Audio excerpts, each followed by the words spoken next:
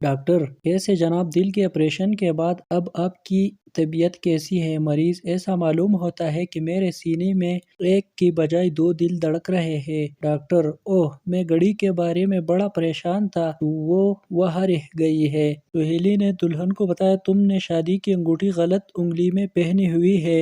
دلہن بولی، درست ہے، میں نے شادی بھی تو غلط آدمی سے کی ہے۔ ایک سہیلی: دیکھو یہ خوبصورت انگوٹھی میری انگلی میں کتنی فٹ ہے، یہ جاوید نے تحفے میں دی ہے۔ دوسری سہیلی: یہ میری انگلی میں تھوڑا تنگ تھی، چلو اچھا ہوا تمہاری انگلی میں فٹ آ گئی۔ ڈاکٹر نے ریسیور رکھتے ہوئے نرس سے کہا، جلدی سے میرا سامان لے آؤ، ایک مریض کا فون آیا ہے کہ وہ میرے بغیر مر رہا ہے۔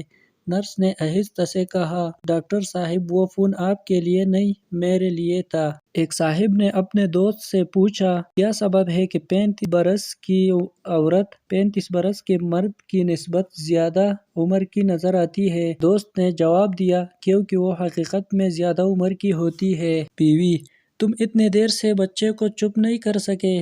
شوہر کہتا ہے، گدھے پہ سواری کروں گا، اب یہ ضد کہاں سے پوری کروں؟ بیوی: تھوڑی دیر کے لیے اپنے پیٹ پر بٹھا لو، کیا فرق پڑتا ہے؟ ایک قبائلی کی بیوی کو آدم خور شیر نے مار ڈالا۔ کوچ کرنے پر گھنے جنگل میں قبائلی کو اپنی بیوی کی لاش مل گئی۔ شیر سے بدلہ لینے کے لیے قبائلی نے اپنی بیوی کی لاش پر زہر چھڑک دیا۔ اگلے دن شیر پھر شکار کھانے آیا اور وہی تڑپ تڑپ کر مر گیا۔ قبائلی نے شیر کی کھال ایک مالدار آدمی کے ہاتھ بیچ دی، اس کا جگر، گردہ وغیرہ قبیلے کے جادوگر کے ہاتھ فروخت کر دیے۔ اس طرح جو رقم قبائلی کو ملی، اس کی بدولت اس نے ایک زیادہ نوعمر، زیادہ خوبصورت بیوی حاصل کر لی۔